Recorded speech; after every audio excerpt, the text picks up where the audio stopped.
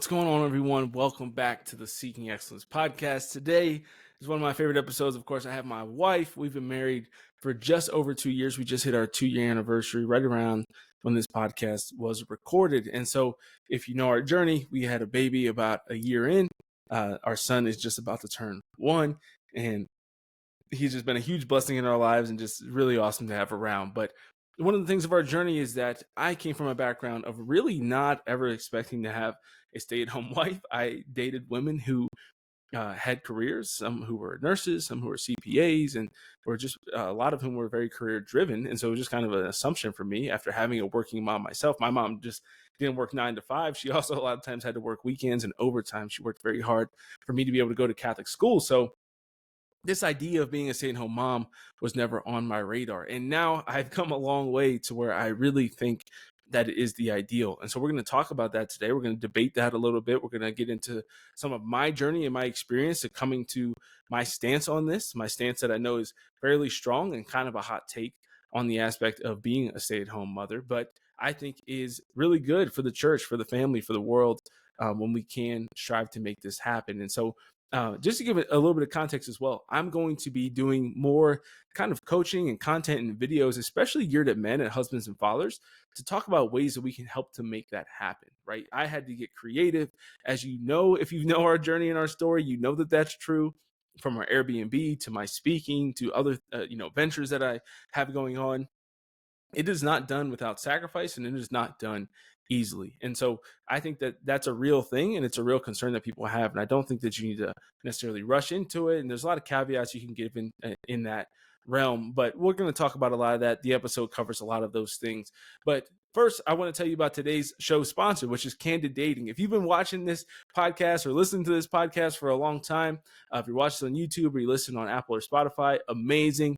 I know that these are some of the most popular episodes that Emily and I do together. And maybe you're somebody out there who wants to get married. You want to find your own Nathan or Emily, right? You want to find your husband or your wife.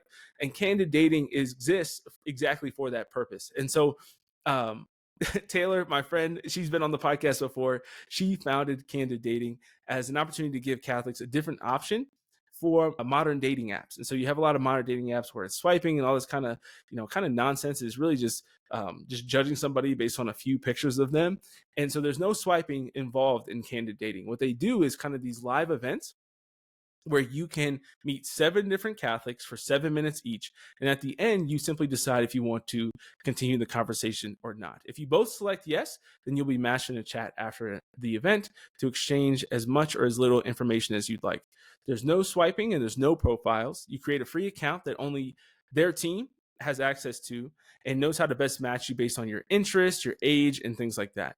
You can join events with singles near you or meet singles from across the country. And so they have some local kind of events, and then they have nationwide events as well.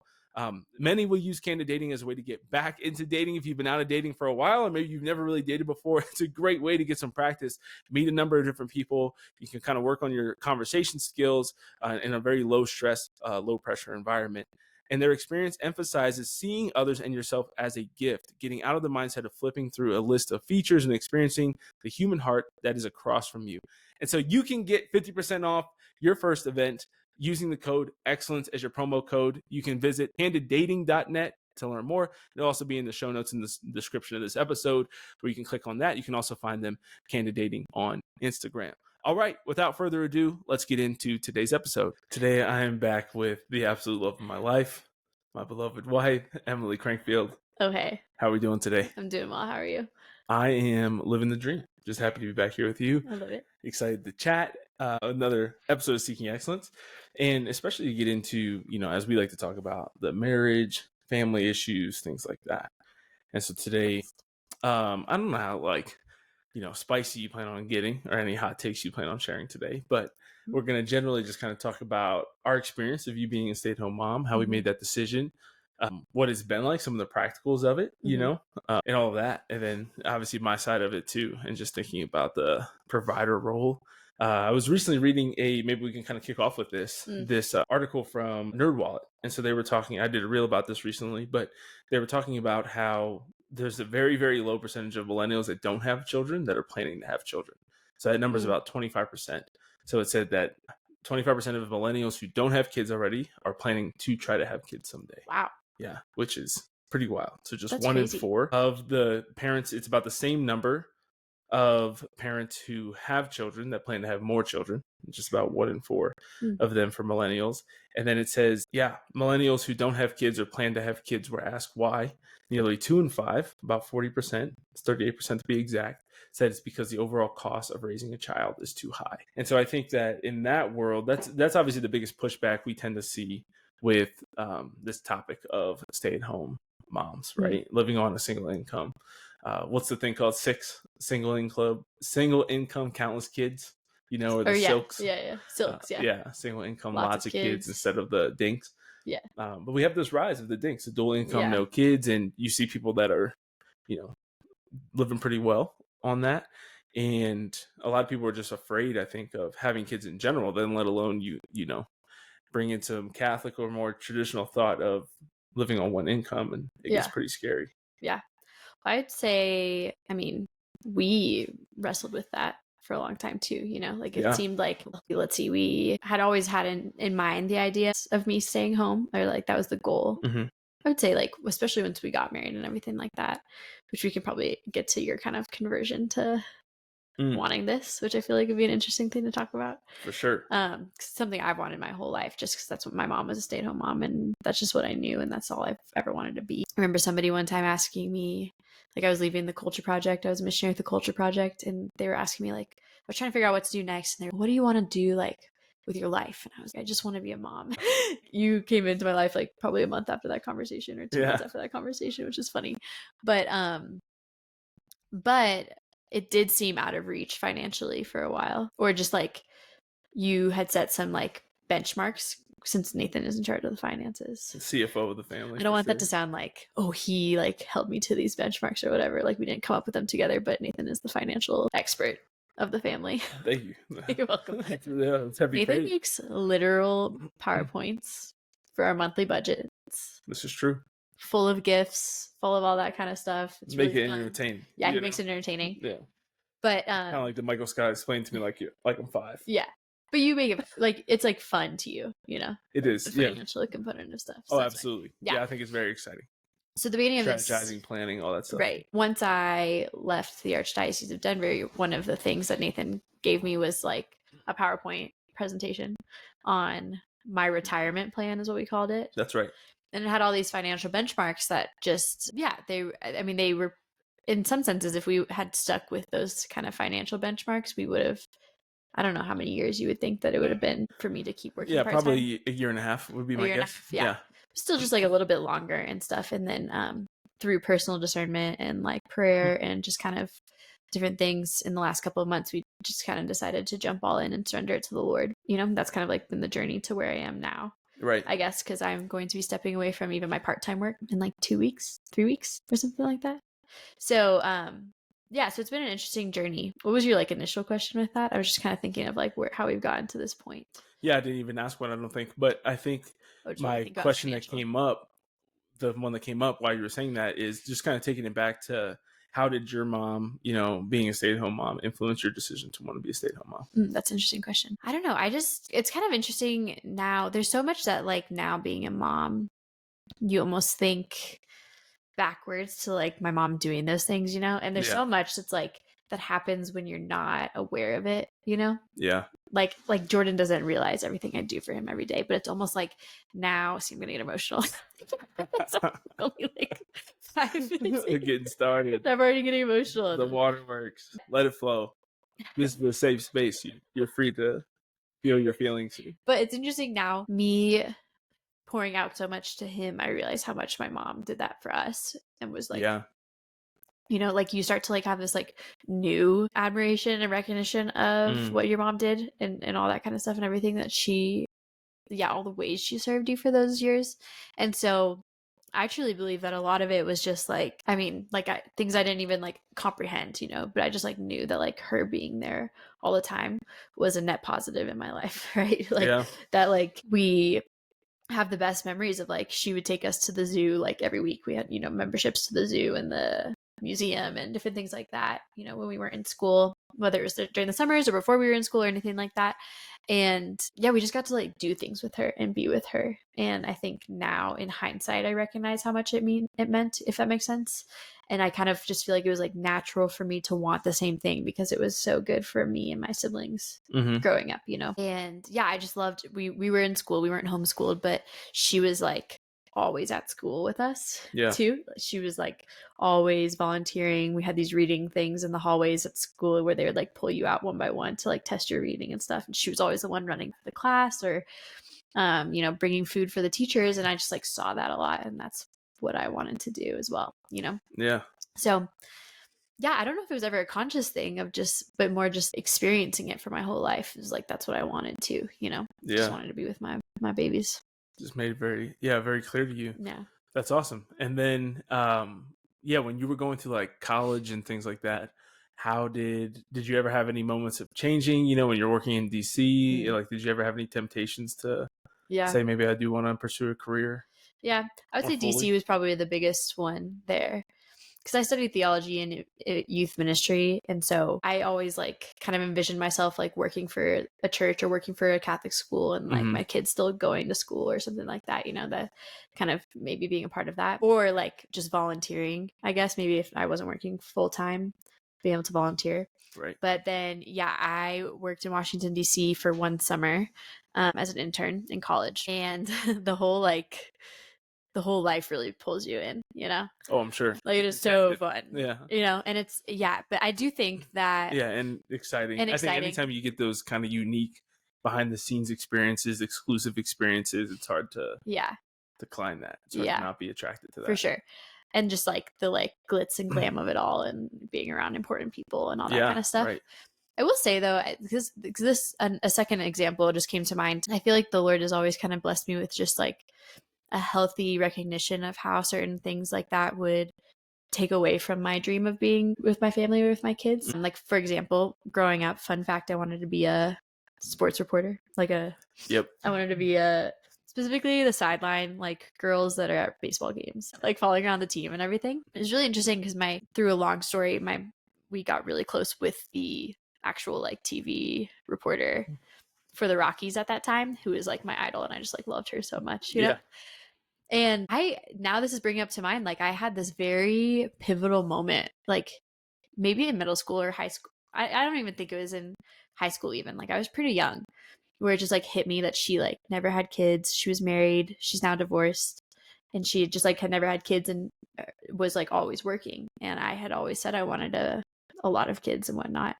And it just like this moment of like, it hit me that you couldn't do both kind of thing. You might not be able to do both. Yeah, very unlikely. Very unlikely. And it was kind of like, I just kind of was like, oh yeah, so I'm not going to become a reporter. Yeah, I just like, it was really interesting because I remember like, it was a funny story, but she was like, during student council in high school, there was a day where you're supposed to dress like your dream occupation.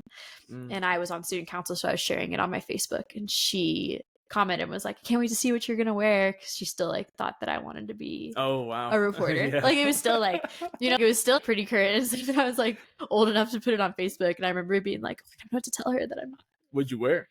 I think I dressed as a teacher because I had changed my mind at that point that I didn't want to be a reporter anymore. So I was in high school now, and I had already come to this realization that like, I can't be that. Yeah. And then same thing. Yeah, same thing when I was working in Washington, D.C. is there was a lady in our office, similar kind of story, that she just like was a slave to the job in a sense. And I just saw that. And she's now left and had a baby and gotten married, had a baby and everything like that, which is really cool to see, still through Facebook. But watching her kind of go through it, it was just like, okay, this is not the lifestyle that I want, and it's not going to align with the goals that I have for my life, and being a mom. So yeah, it's kind of funny. It wasn't even DC. Once I started talking about that, I was like, oh, it was being the Rockies like sideline reporter that it just like clicked for me that you can't do this if you want to have kids and you want to do that kind of stuff, Yeah. Very interesting. Yeah. And so, leaving, obviously getting out of college, culture project, anytime post-college, did you have any doubts or question marks around it? I mean, I guess when I wasn't dating anybody, like in college or like that year after college, I guess. Then you're like, what do I do forever? Yeah. Because I remember, this is really funny. person who asked me what I wanted to do, and I said I just want to be a mom, they were like, well, you can't really just like do that. Yeah. I mean, like there's some like steps in between there for sure. and everything, which is funny because it was Lucas, who's one of your best friends. He was a groomsman. He was the one that I was like talking to about all of this. It was before I'd ever met Nathan. I still remember that phone call and just being like, yeah, I know, but that's all I want. So we'll figure out a way to get there. Hopefully God will provide the means. Yeah. But I don't know. The more personally I got into the workforce, the more it just like became evident to me that this is what I wanted. And I wrestle with that sometimes because I know that it's not as natural to some women too.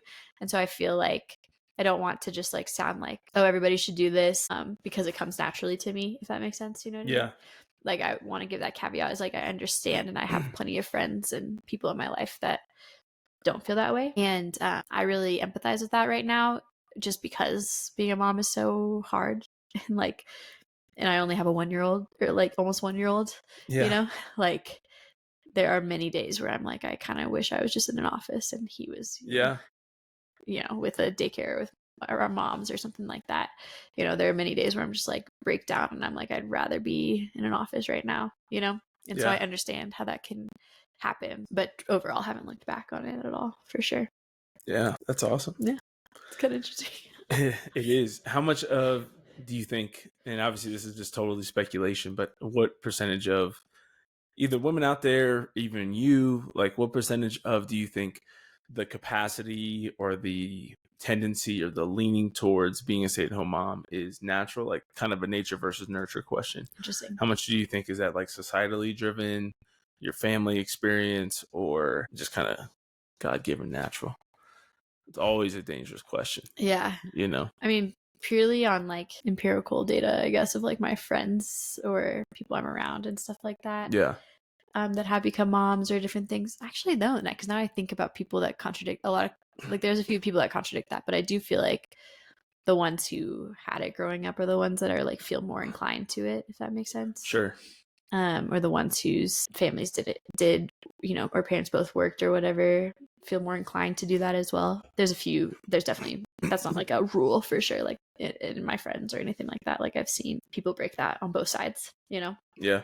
One of my friends is a stay-at-home mom and her mom worked, and one's mom was a stay-at-home mom and now she wants to work, you know? Yeah. So it's kind of interesting because I would kind of wonder like how much some of that like woundedness there, if like it wasn't handled well in either way, can wound you to want the opposite, if that makes sense, which I've seen. So yeah, I don't know if there's a way to like, give a percentage. What would you say? Yeah, I don't know. I mean, I think it's a very good point that anything can become toxic. True. In a sense, right? Like we often talk about ideals. I get a lot of crap whenever I talk about the ideal family structure, the ideal family setup, and it's like anything can become bad. Right.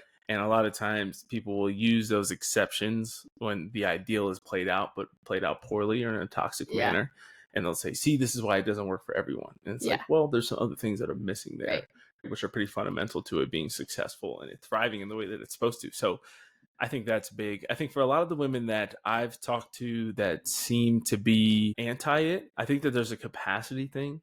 Yeah. I am of the belief, I probably have a hotter stance on it, that I think that all women are called to be, well, I think, and to go back, you know, and maybe I'll even pull it up here in a second. The Catechism of the Council of Trent, which my theologian friend, Waylon, who will be a podcast guest here shortly. Waylon is an absolute character. Waylon is a character. Total opposites. He's one of my favorite dudes in the world. It's gonna be more true. It's gonna be a great and very long episode. But we were talking about this because it kind of goes into the Ephesians 5 stuff that I get a lot of flack for. And the thing that I'm pulling from is the Catechism of the Council of Trent, which Waylon said is unlike our current catechism, is actually like closer to dogma. Like is more like the teachings in it are pretty fundamental to what we believe as Catholics. And in that, they have some very strict and, you know, straightforward guidance for marriages and for the husband and for the wife. There's a paragraph dedicated to each.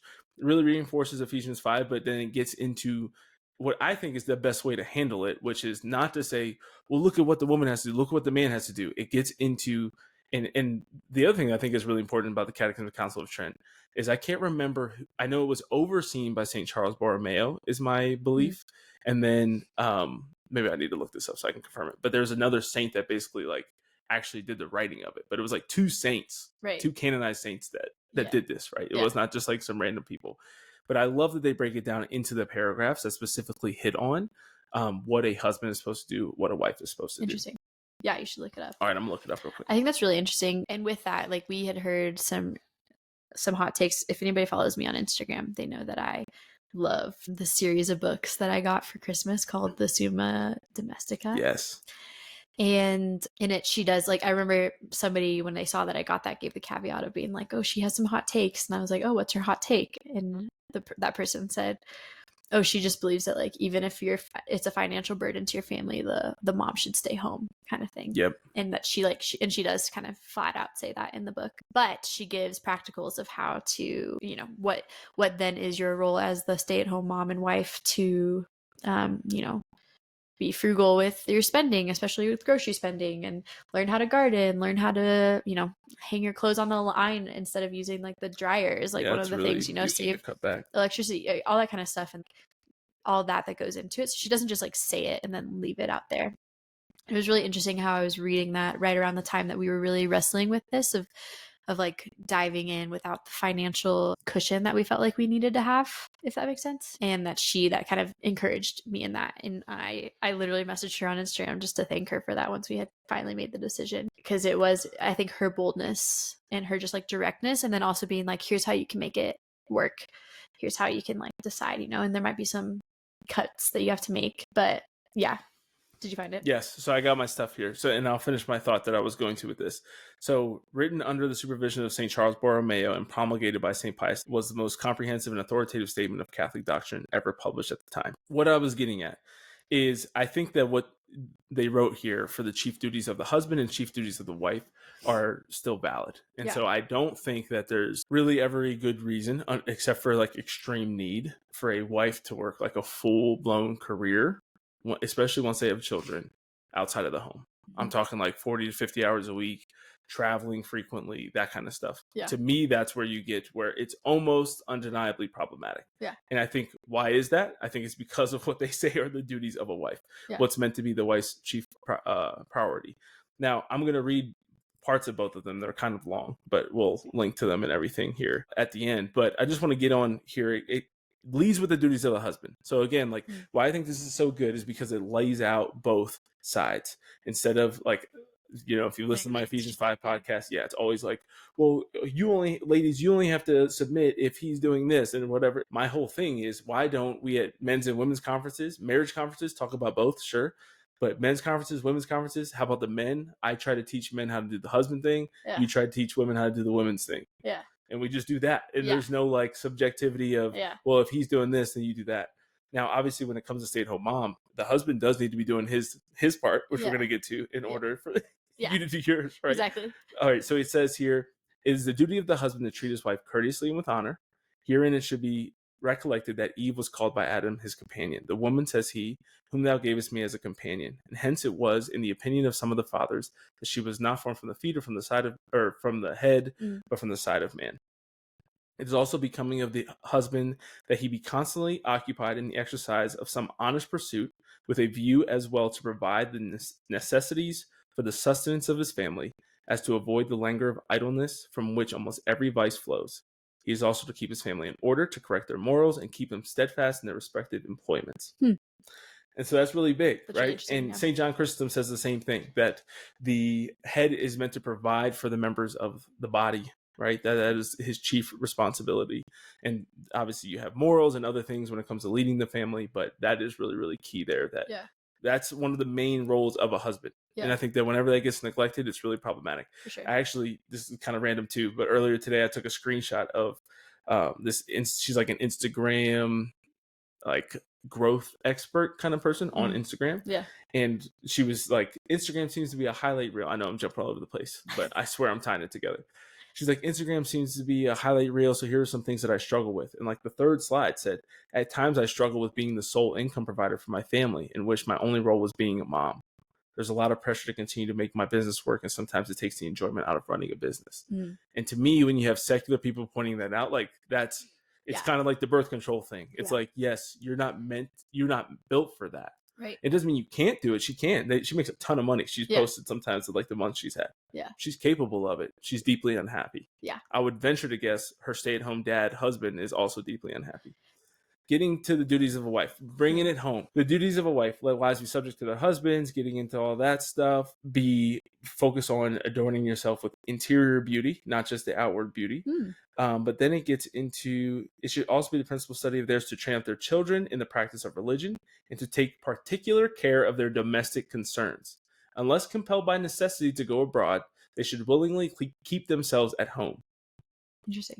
Unless compelled by necessity to go out, they should be willingly able to keep themselves at home, and they should never venture to leave home without the permission of their husbands. But that gets into some pretty sketchy territory as far as feminists today, but we'll ignore that part. Their chief responsibility is the things of the home and teaching their children religion. Now, what I think is really important there, what I've often blamed the generations before us for the situation we find ourselves in now. Me and Isabel Brown were talking about this recently, of like our parents and our grandparents' generation constantly complain about Gen Z and millennials, but it's like, you raised us and you created the environment and the society and this messed up culture we live in that's created the mess that is Gen Z and millennials, if there is such a thing. To have the religious situation we have now, men and women, kids, like the disaffiliation, all of that stuff. If you are going to be a working mom, I would be, based on that, and what I think the church has reiterated throughout the years, you can go into many other things. This isn't going to be, there's podcasts for that. If you work a career throughout your life and your kids grow up and they are not practicing the faith, I would not feel great about my final moments. Yeah. Right? Yeah. Like, seriously. And I'm not saying that to be light. I'm not saying that to be aggressive. I'm not saying that to be rude. I'm very, very passionate about people going to heaven. Right? And so I spend a lot of time thinking about what gets people to heaven. I spend a lot of time thinking about what prevents people from going to heaven.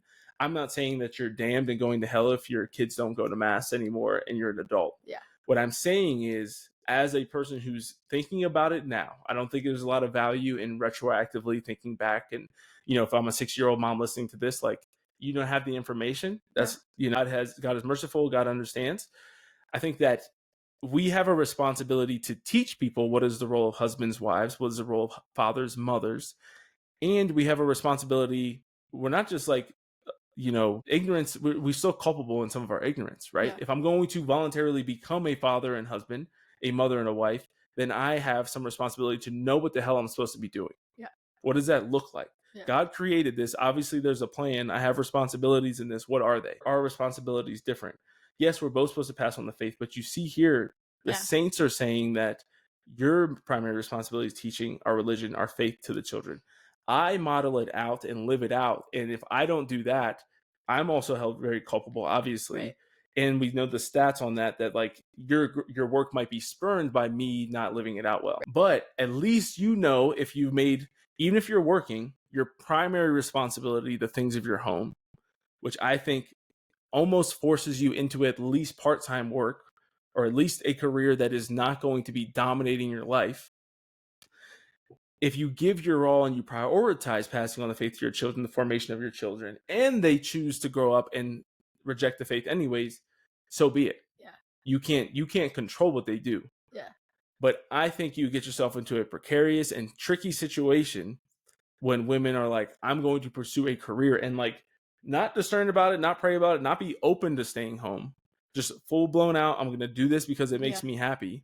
We don't need the money, but it makes me fulfilled. Yeah. And then they grow up and their kids don't practice the faith anymore. I think that is not good. No. For eternity. Definitely not. Yeah. That's a lot. There's a lot there. But yeah, I did end up bringing it home. Right? Hey, as you always do. Thank you. As you always. You're so kind. Interesting. What I was thinking about was, I wish I could have found this stat somewhere today.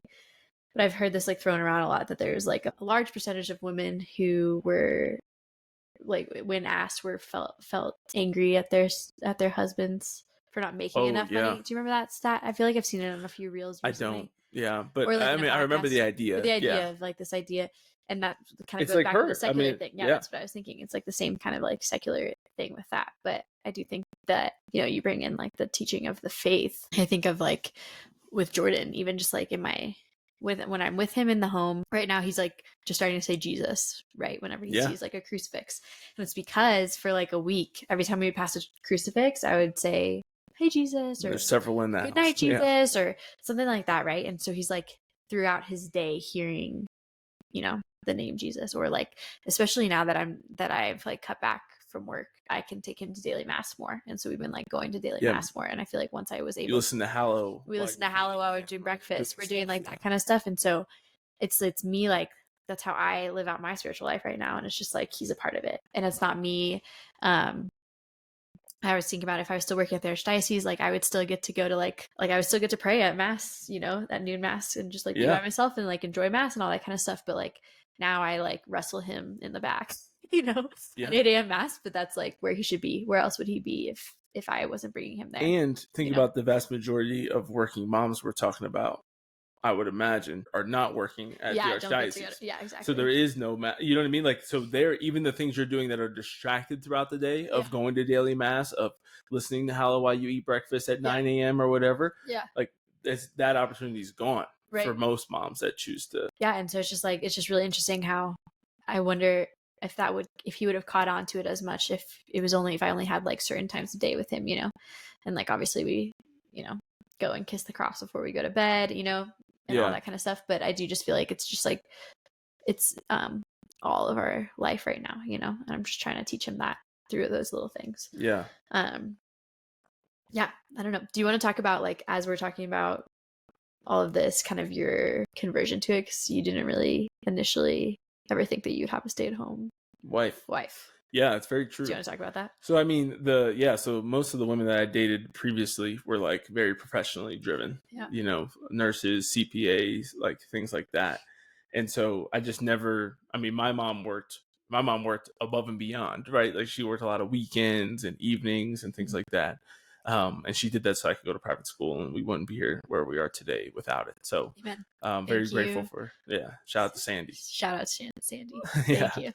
For sure. Thank you for that sacrifice. Yeah, huge. And so, so just growing up, like that was just kind of my thought of, like, I mean, it's just funny to me. I can think back to a lot of, and I have it written down even in my notes, some places of like goals and things that I had to, you know, make income eventually that is now 2/3 of what I make. And so like, it's wild to just think back to that. But I think with those kind of lower goals that I had too, it was kind of just like, well, something like we have to have 2 jobs, and that was to, you know, have the 2 to 3 kids that I thought I was going to have back then. I think I always wanted to have at least like post college, I always wanted to have at least 3, because I always thought that like 2 children was like two only children, right? Yeah. And I just saw that so much growing up, where there was just like this constant, I got the balloons going on the video. I don't know what I did for the balloons, but yeah, so I just thought that was always a problem. So I always wanted to have at least 3 kids, but I always thought, both parents working, and just kind of the normal life. And then you and I met and we talked about it. And I think this is a good segue into some of the practicals about it, because it's also a very practical issue and topic. While there's a lot of trust, I think there's also a lot of practicalities that need to happen. Yeah, I think for me, it was just kind of seeing it, obviously seeing the fruit in your life of your mom being there, but then also seeing a lot of the other, to me, it kind of goes hand in hand with the homeschool experience of just seeing like the stay-at-home mom homeschooling. Because I think I was almost more sold on homeschooling after meeting like normal, great Catholic homeschool families, and being like, you can't have homeschool family without a stay-at-home mom. Yeah. That's you have to have both. It's hard to describe the like community that we have here that I grew up in. Yeah. Where it just despite not being homeschooled, I grew up around a lot of families like that made me want it someday. And I feel like that also made me want the like stay-at-home mom experience, because that's just what I saw. I just saw a lot of that. Yeah. And I understand a lot of people don't see a lot of that, you know? And I remember when we were moving back to Colorado, I was like so excited for you just to like experience that. And it was crazy how quickly after Nathan started experiencing it and seeing like the fruit of some of these families and the kids, and just like the way that they interact with people. Yeah. I feel like a lot of that especially led to your like just experiencing it, you know, after not having And I think with those things, a lot of times too, it's just like percentages, right? So it's like, and all of us want this. We all want what's best for our kids. And I think for those of us who are practicing the faith, that have like a serious conversion, that we truly want our kids to live out the Catholic faith, that is the utmost important thing. Even what was I listening to today that they were talking about this? it wasn't Elon Musk. It was somebody like that, like some like really successful person. Or no. It was Beardy Brandon Turner from Bigger Pockets. Sorry, it took me a second. My favorite real estate podcast. He used to be on it. Now he's kind of not. He's kind of come back, but he's like super rich Christian guy, and he was talking about how like he goes to school for his kids, and they're like, yeah, your kids are doing well in math and reading and all this stuff. And his point was like, none of that matters. I want to know, how are they sharing with other kids? How are they treating their teachers? Are they being respectful? He's like, the other stuff will come. Yeah. Right. Which is like very entrepreneurial because we like don't think that like grades are that important. Yeah. And I'm kind of bought into that mindset because I just think that, you know, we've kind of joked about that before too, right? Like your grade point average was probably 30% higher than mine. And there's, even if you were totally unleashed into the job market, I think that I would still always make more money than you probably. Yeah. And just like financial acumen and things like that. Unleashed for like a go-getter. Unleashed for 30 years, I'd have a higher net worth. Yeah. Like the entrepreneur. Starting at the same spot. Exactly. Yeah, exactly. For sure. And way more than that. Yeah. And I think that you have that kind of feeling and experience. And he was reacting to a story of another guy on a slander. I didn't super look into it, but a guy who I listen to sometimes that was caught like with like having an affair with like 6 women, really popular in like that same kind of space of like go-getters and all that kind of stuff. It's pretty sad. But he was talking about that, about how like character really matters. Even if you're successful, like you have to have good character and be strong. And so for us as Catholics, we want to raise saints. It's like, what is the most likely path for that for my children? You know, thinking back to, again, like when we're counseling young women of, do you want to marry somebody that's not Catholic or not practicing the faith or whatever? It's like, well, what is the best likelihood? Now, if you get it down to the wire and you have to make some decisions, right? You don't get the perfect person all the time and you still try to do what's best, but you want to work with the best thing that you can do, right? And just kind of like, it's kind of with all this success stuff, you know, like these kind of people, it's like this optimization. You can overdo that, but you still kind of want to generally think about what's best. And for me, once I met these families, I realized, okay, seems to me like homeschooling is the best route. Coming from a Catholic education background where I went K through college in Catholic universities or Catholic schooling, and seeing all the people who fell away from the faith, it's like, I can't have that. I don't want. It's not for sure. Yeah. You know, and homeschooling is not for sure either, but it's kind of like the percentages feel similar to the percentages you get in like the trad statistics, right? Where they'll be like, 98% of trads are against contraception and only 30% of Novus Ordo people. And like, we can get into like the skewing of that, but I think it's probably similar to like the results of Catholic homeschool families to Catholic definitely Catholic public school families, but then you have even Catholic school families that I would bet that the numbers that leave being pro-life, being against contraception, waiting till marriage, like they have to just be.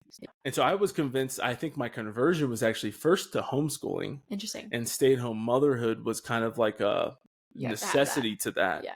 And then as it was, honestly, despite your initial aversion to me diving into the Ephesians 5 thing, that was what actually was my deeper conversion to being like, oh, this is understanding this, right? Understanding the catechism, understanding church teaching, understanding what the saints have said. Maybe not, our most recent catechism or like Catholicism in the last 20 years advocating for it the same way, but Catholicism throughout the ages has advocated that the husband's role is to, going back to St. John Chrysostom and, the first 500 years of Christianity, that the husband's role is to provide and to lead and to care for and protect.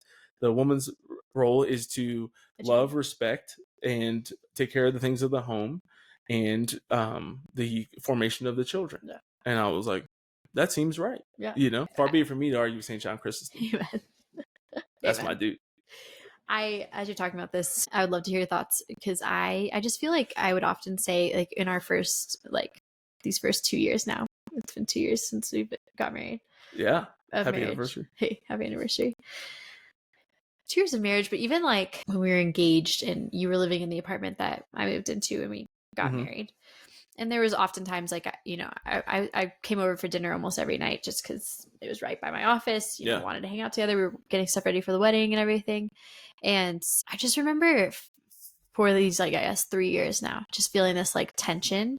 And it seemed like oftentimes that the biggest fights we would get in were when things were like, when balls were dropped, or some of the biggest fights were when maybe I dropped balls that were like of the home, if that makes sense.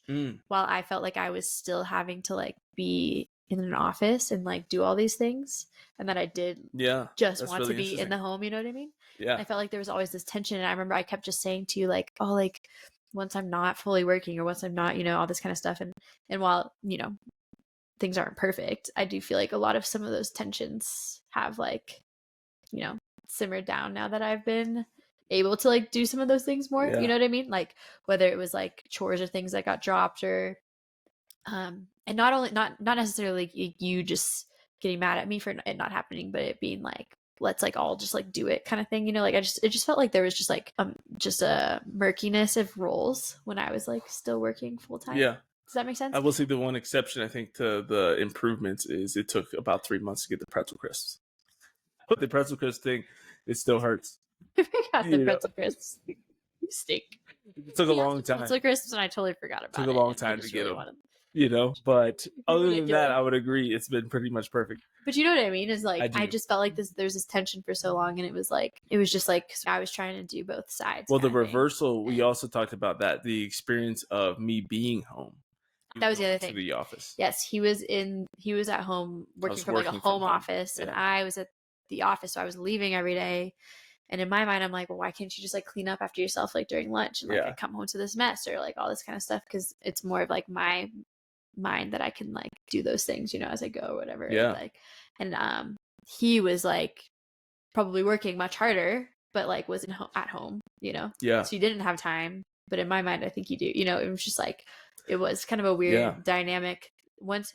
So yeah, I would say the first step of it getting better is when you like right before Jordan was born, because we turned your office into his nursery. So you started coming to like your office. And that was like the first step, kind of where we were both leaving the house, you know. I do think some things were like tense during that time because we were like still trying to figure out things at home, you know, while nobody was there physically there, you know, with the dog or whatever. But yeah, I feel like that was like the first stepping point to like feeling better. And then I could only imagine. I started to leave and you started to stay. I started to stay, and then I pulled back to part-time.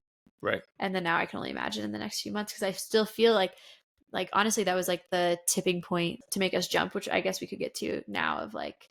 Well, I want to address some things there. Sure. I think it is always difficult, because I think a lot of times women take naturally kind of have the inclination to want to do more of the things of the home. Yeah. And that was kind of my mom's experience, right? Both my parents worked. My dad definitely worked more hours, even when my mom was working overtime, because he worked literally like 14 to 16 hours a day. It was wild. But she still like did most of the cooking. He did some. Yeah. She did most of the cleaning. He did little of the cleaning. They definitely split more of the cooking.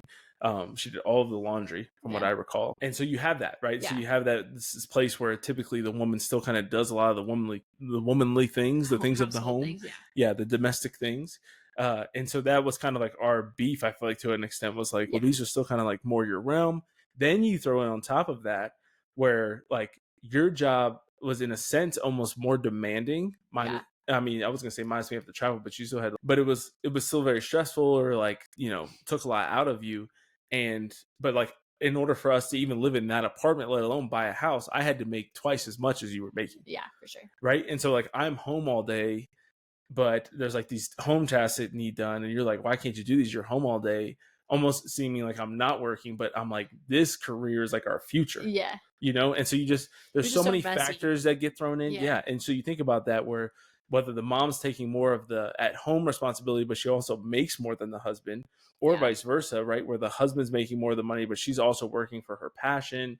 But, you know, it's like, how much do you value that? That's something that I felt like was always difficult for us. Is like, is both of us working 8 hours a day, is it weighted the same for the family? Yeah. If I'm making twice as much or making more, even let's say it's 50% more than you are, or vice versa, right? Yeah. If the woman's making more than the husband, it's like, how do we split up the house chores still the same because you're working different time? Yeah, you know what I mean? Really, it's like, it gets difficult what it felt like, to be like, how do you value it? You know? It just felt like off. Right. You know, like I just like felt like we were off during that time. Like it just didn't feel, or it was just unnatural. It felt to me, you know, like that we were just like, and then it was often the cause of a lot of our tension or you know, arguments and different things like that was, you know, all of that stuff. The pretzel crisp.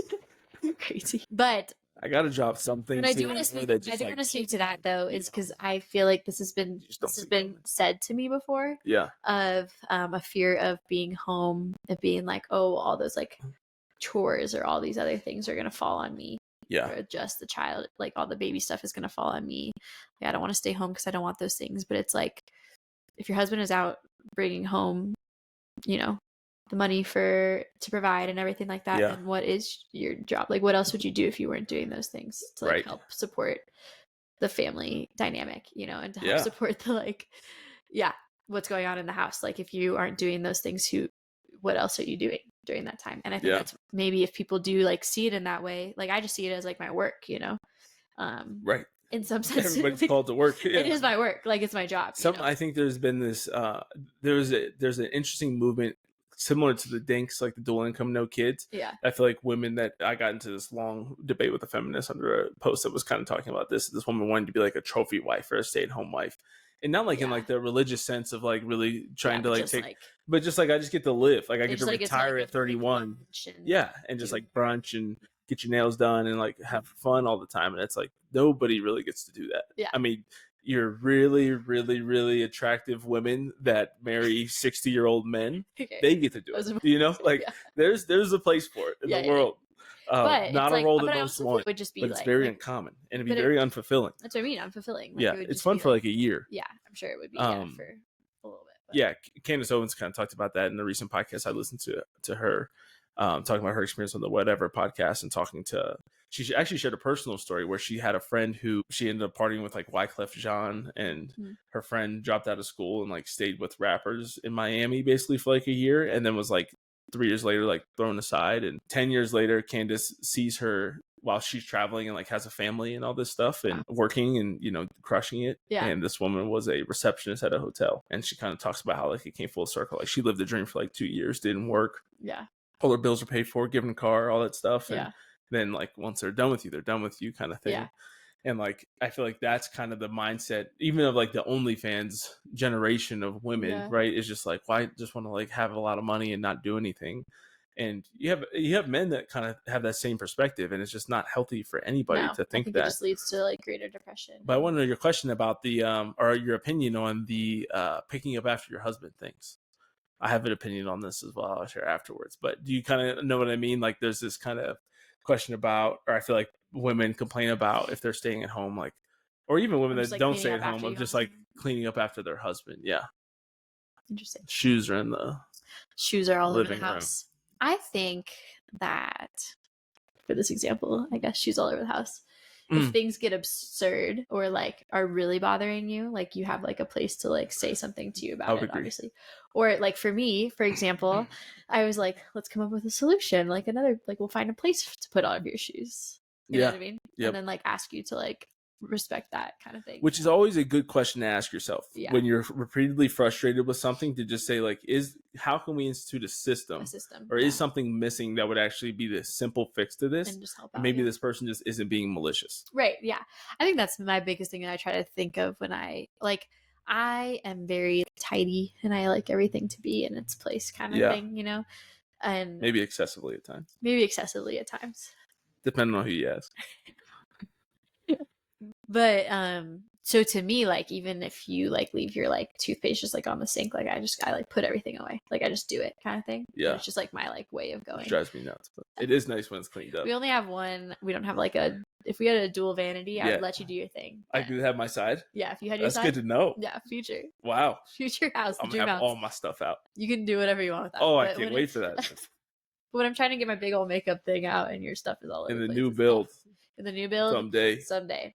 Definitely dual vanity. Anyways. I'm gonna have stuff everywhere. In our apartment we have. I'm gonna get extra stuff just to have it out. Like, why do you have I do think there's a sense though. I do think there's a sense. You know, there's one more thing. You're ridiculous. I do think that there's like a sense of like, I don't want to feel like I'm your mom and that I'm like, picking up after you and different things like that. But I don't really mind it that much. You know what I mean? Like when you rush to leave and do stuff in the morning, or sometimes Nathan will leave like really early to go to the gym. Jordan is a very light sleeper in the mornings. And so he'll like set all of his stuff out the night before so that he can like go to the gym and then just like go straight to the office. And then there's sometimes like a little mess, when he comes back in, but it's like you made that because you weren't trying to like put everything away and be really loud. Yeah. So that the baby basically leave my sleeping clothes on the couch so I could. Yeah. So you can like go do this, whatever. Quietly. And to me, it doesn't really bother me that much. But I just love the mentality. You see this in like reels about motherhood and, homemaking of like praying over everything, right? Like praying for the people that are going to wear the clothes that you're doing laundry that you're doing and everything, or like that kind of stuff. And just trying to have like that mentality of service, I think. And just like it being my role to keep order, so that it's not like chaos. And it's kind of like fun. Like every probably like 30 minutes before Nathan comes home, I just like blitz the whole place, like, I just like, and I know that it's really funny. Like you don't think of that. Like if I were coming home from somewhere, like I've seen in the past and I've maybe gotten frustrated of like, oh, like things weren't picked up before I got home kind of thing. Sure. And so like you would probably don't even notice that I pick up before you come home. But to me, that's like a way of like loving you because I want you to come home to like a relaxed, orderly space that you can just like rest in, because I know that's something I would like, Mm-hmm. And or just I think back to like whenever I was sick growing up, I would like, if I would like come home from school and my mom had totally cleaned my room. Like there was one time where I was really sick and my mom totally cleaned my room for me, and like did new bed and everything like that by the time I had come home or gone to the doctors or whatever, and it just like made me feel so much better, so like doing that, I feel like I don't know, I know some people probably would get mad about that, but I think it's a good segue into the practicals of it, because one of my big things with it is it depends on what you want, right? So how much do you still split the house chores or the kids when you have a stay-at-home wife? I think it depends on what you want lifestyle wise. Interesting. Yeah. I think if you're a very simple, and this isn't a thing on you, this is just generally speaking. If a woman is very simple and just wants her husband to go out and make $60,000 a year and live in a simple home and all of that, then I think great. You can probably afford to really split things. Yeah. And be really even. Yeah. I think if you want to have like a custom built dream home and go on vacations to Europe and things like that, right? Like, and you can recognize in both ways. Like maybe you say, okay, we need to make a little bit more money, or like some of those things aren't necessities, whatever. Yeah. Then I think the husband needs to be more freed up to be able to do that, to provide. Yeah. So what level like of providing? Beyond. Exactly. Yeah. What level of providing are they supposed to do? Now, are there some husbands that get to a point where they're making a lot of money and they don't have to work crazy hours and they abuse that a little bit and they kind of overswing in that? Yes, absolutely. But I think that there is one thing we talk about a lot, and I think as we've kind of gotten closer to being on the same page. I was going to say, I feel like this is where my conversion with the practicals. I know, and I can't wait to hear about it. Neither can the listeners. Is you have a grind period. Everything's going to need a grind period if you're going to really get after it and get to a place where you're comfortable enough in life and you can provide for your kids if you want to pay for them to go to college. To me, that's not a non-negotiable or a necessity. I think it's a nice to have, not a need to have, but still even just giving them different experiences. Yeah. Like I had very fond memories of going to the beach growing up, going on family vacations. That can be very simple. Same. Of just driving to the mountains or camping or something like that. But we like to go to do things. We like nicer things, and we don't live in a mansion by any means now. It's an expensive house for being in Denver. Shout out. But it, we Airbnb the basement, and we can talk about that maybe a little bit and just kind of the story of providing. But I think that's kind of where I felt a lot. And I think too of how much I view the things that we do. I view the things that both of us do separately as us doing together. Right. So like you spend a lot more time taking care of Jordan. And I think that we are parenting and raising Jordan. Right. Because I still facilitate and provide for the things. Like I pay for the house. I pay for the things you guys have emotional or do support during the day, provide emotional support throughout the day and encouragement. Yeah, it's a fun role. But vice versa, like you feel part of the Hallow family and our mission, right? Sure. And you celebrate like 1 million people hit Pray 40, right? The Hallow commercial, like you're like crying watching it on TV, like because we're a part of that together. The response that we get back at a men's conference, right? A man comes up to you crying about my talk. Yeah. Like I'm able to do those things and be freed up to think about those things and to focus on that. because of the work that we do together, right? My Absolutely. physique that I have, or being fit, like because you clean up my clothes in the morning, like all of that contributes to those things. The podcast, when you get feedback, like you get to be a part of that, in as much as you are helping me and supporting me in these little things that actually free me up to be able to do those things. And I think that's also the other like mission side of it too. Now there's some husbands that do work that makes a lot of money that is kind of not meaningless, but not as meaningful as helping people learn how to pray. And that's okay. And it can still be really good, but I just think it's interesting to think about it in that capacity.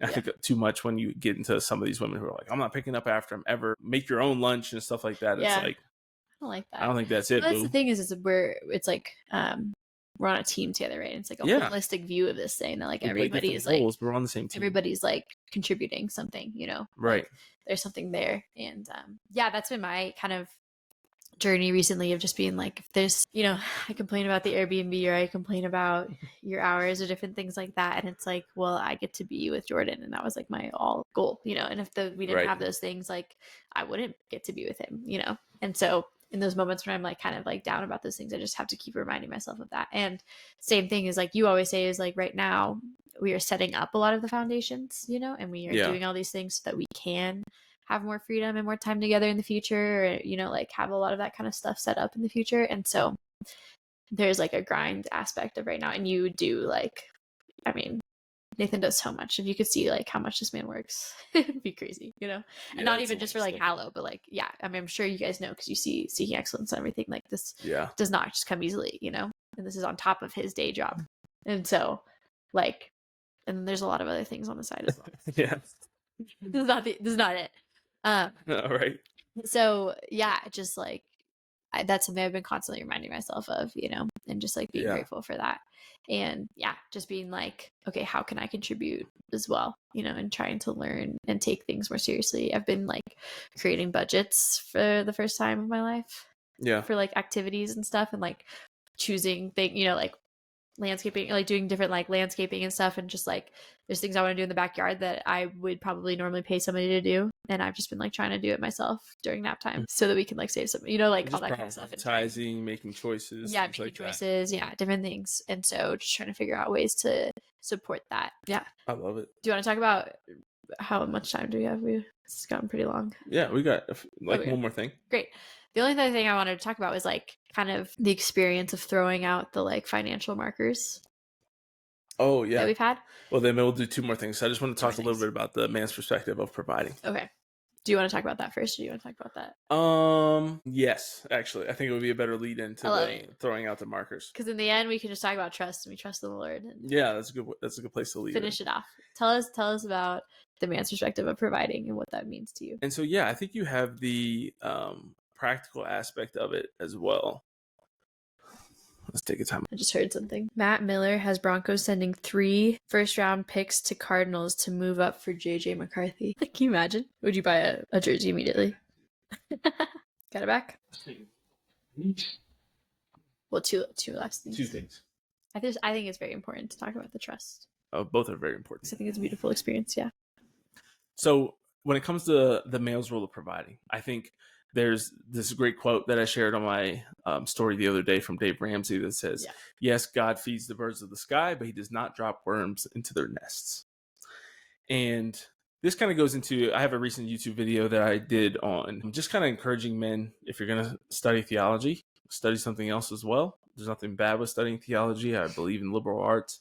I think it's all good. Can I say something on that? I remember my theology professors telling the men in my class that as well in college. Like I remember there was one moment where a theology professor like encouraged. And I think I've often said since I left college, if I could go back in time, I would have done philosophy, maybe even theology. Why is that? Because I know in my path of life, I went on to be an infantry officer, graduated from Ranger School, deployed, served as an executive officer, left as a captain, and got out and was offered many things because of those 4 years and who I had become in the process. That's why I wish that I would have done it, because I was still getting a lot of offers for lucrative church positions as well as lucrative secular positions in project management and other leadership roles. And so to me, I was like, I could go back and do it. If I was 20 years old and not in ROTC, would I encourage somebody to do that? No. I wouldn't. Yeah. Maybe as a minor, but I also think that we underestimate and undervalue how much free education there is in the world.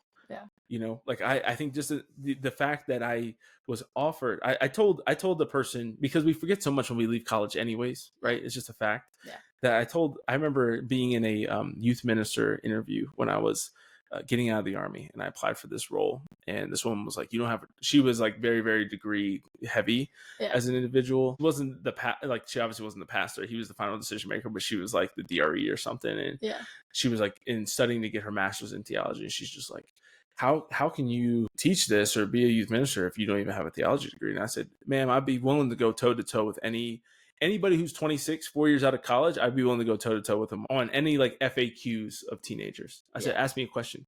She said, what's the church teaching on contraception? And I go off for like 2.5 minutes and crush it. And she was just like, that was pretty good. No, like, it wasn't it? I listened to a lot of Father Mike Schmitz. I did 4 years of theology, and there are times when you teach me things. Yeah, we have. I teach you some random like. Yeah. Yep. But like, to be able to explain dogma and doctrine, I feel like you're stronger at that for sure. Yeah, it's just different strengths. And I mean, like reading books and podcasts and all that stuff, like you learn a lot. Yeah. And you can still know the things, and it's good to have hobbies, but your career is different than your hobbies. Yeah. It's beautiful when they match up. Yeah. But it's seldom that they get to. This is my hobby. It's not my career. My career is in sales, and I enjoy podcasting a lot more than sales. But sales brings in the big bucks, while podcasting brings in the little bucks. Right?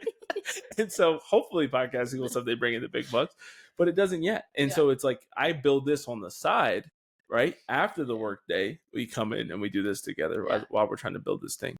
But it's not the main thing. And I think that there's a lot of books out there I would recommend to men. If you have a husband that you want to learn more about this stuff, or if you're a man that wants to learn more about just financial acumen and producing and how you can set up your family for financial success, I'm happy to talk with you about it.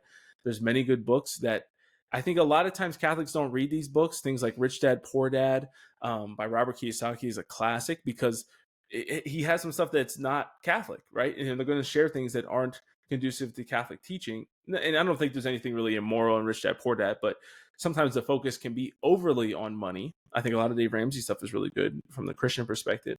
But what I always encourage, especially men, to do, and what I hope a lot of Seeking Excellence does for people, is taking these secular books, something like Atomic Habits, right?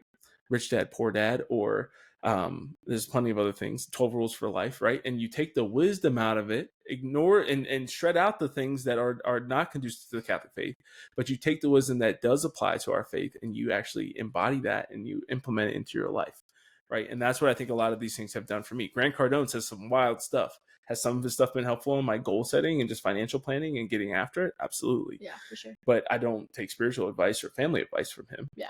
And I don't think there's any use in becoming a billionaire, which is a major goal of his, But like, what is your goal income that you want to make in today's world? I think we have to get past and be realistic about the fact that 6 figures is not it. If you're living in one of these expensive cities like Denver, Washington, D.C., Seattle, anywhere in California, New York, Philadelphia, like, this is $100,000 is not enough. Yeah.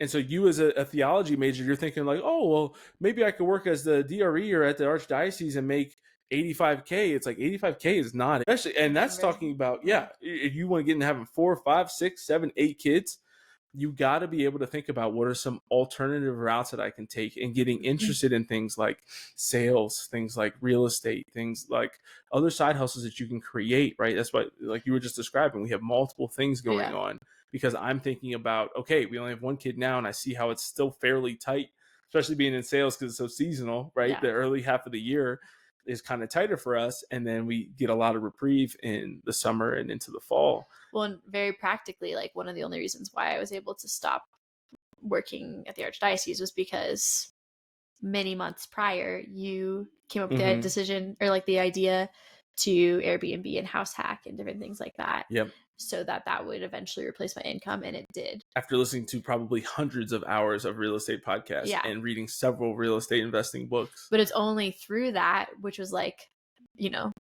having this like foresight to like think about, like, I don't even think we were pregnant with Jordan when we found out we were pregnant with Jordan the day we or the week we found out we could move into the house. So we had already like Correct. gone through the whole house hunting journey. We had already closed on the house, all that kind of stuff, had the rent back with the people that were there before. Yeah. You know, like all those things. I wasn't even pregnant with Jordan yet, but we knew that this was like a goal. And then we knew the only way to do it was some sort of like side hustle. Yeah. If like we wanted to own a Airbnb, house. or if we wanted to own a house. Or we could have continued renting an apartment and downgraded our apartment and but stuff then like that. That set us up to start, investing in real estate and different things like that, which building has now equity, helped with income. continues to roll on. Yeah. You start to compile things. Yeah. I think reinvesting is such a big thing. Not enough people do that. We just did another investment into speaking for me, and just kind of taking some of the money that you start to build up. And I'm always thinking about, one of my big things is always thinking about how can we have more money 5-10 years from now, and creating 5 and 10 year and 20 year and 30 year plans to think about, okay, if I compound this, like what can I do when I'm 65? Like a lot of guys aren't coming to their family with that type of vision, and that's what you have to start to develop. I wasn't taught that. Well, and it's also not like just take when you say that on like surface level, it sounds like really like materialistic maybe, but like we want to have this money so that we can like have a nice house for our kids and like have those 6 to 7, 8 and not homeschool on the couch. To like have like a classroom almost like in our house and that kind of stuff, have those things. And we love hosting people. We love I love gifting people with gifts, like different things like that. Like I'd like those things to be like comfortable, and God willing, why tithing and stuff is so important now that you don't just wait and say that you want to do it then. But and there's nothing wrong with it. You have to have this healthy detachment. I just did a video recently talking about that, of just this central word. It was from The Great Divorce. That was kind of reflecting. I did a YouTube video on it where I was talking about how C.S. Lewis writes in there that like there's this central word of detachment in that undergirds. It's actually Bishop Barron, but it was tied together between The Great Divorce and this gospel reflection. And Bishop Barron says that the undergirding, like the under theme of the Gospels, is detachment.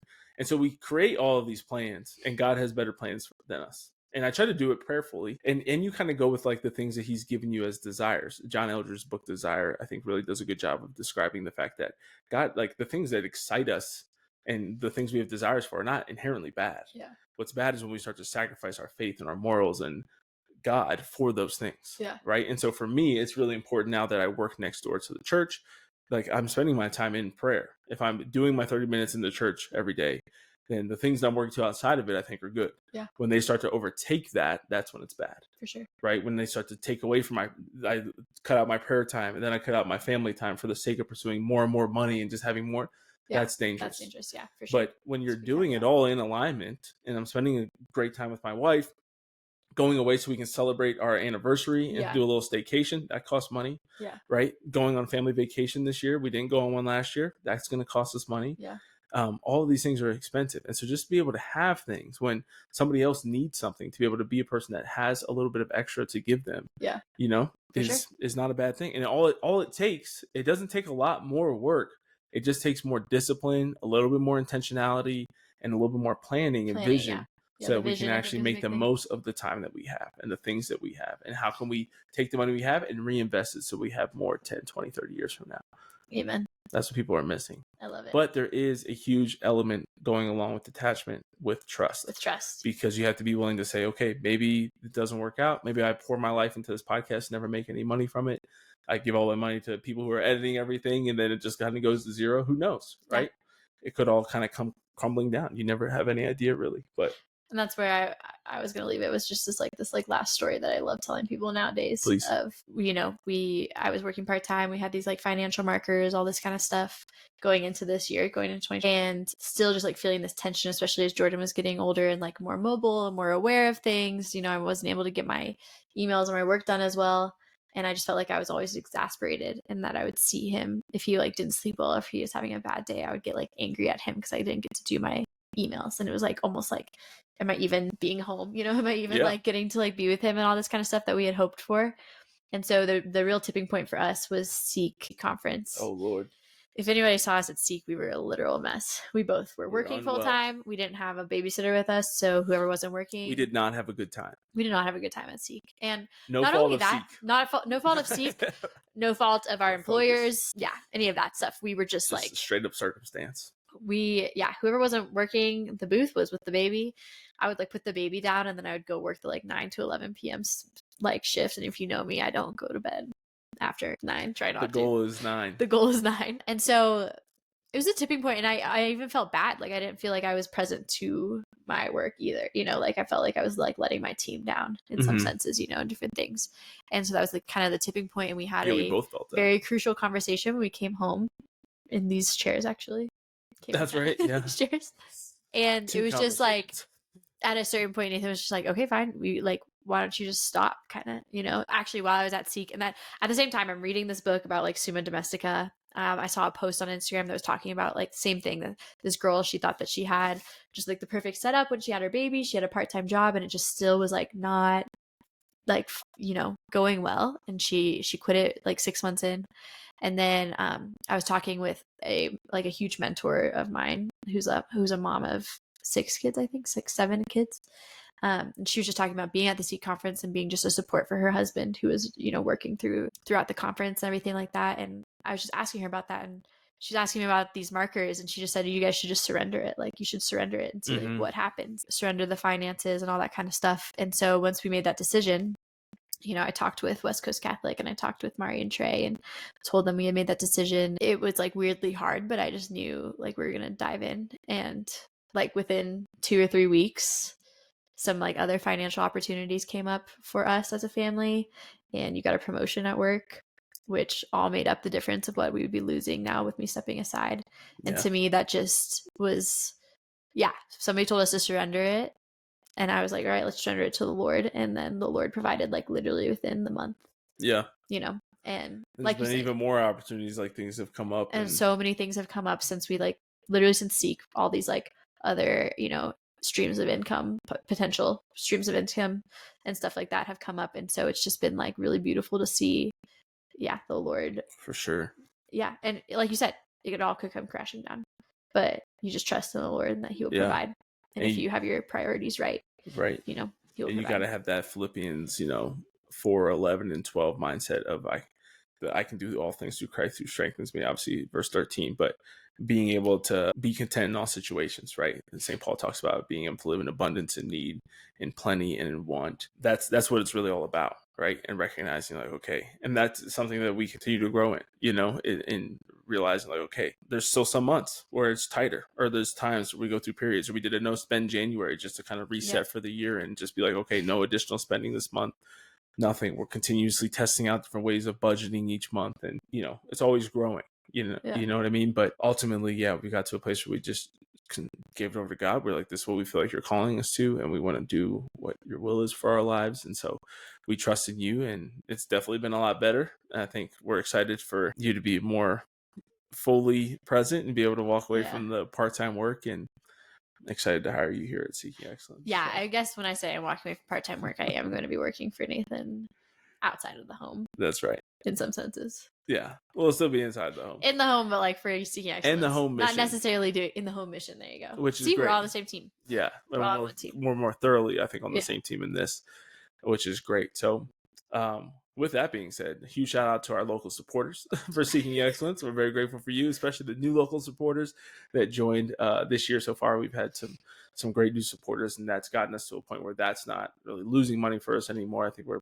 pretty close to a break-even point. We're going to continue to be stretching the break-even point for a while as we keep investing into better video quality, video editing, and things like that. There's lots to pay for, and lots of ideas that I have that we're going to be bringing to life here soon. So we're very excited about that. So thank you to those who support the podcast, because you make all of this possible, and the better camera quality. Now we have 2 cameras. So we got 2 so fun cameras now, which is really great. And so we're excited for that, and just super grateful for the people who believe in the mission and value the content enough to want to participate in all of the content. So as I've said before, in recent weeks, we have more and more content going up on Locals each week, doing live streams, articles, videos that are being uploaded from there that are coming from YouTube. And then we obviously have the podcast here that's available to everyone. A lot of the content on Locals is free. Some of it is for subscribers only. We're going to be doing another book club here in the fall.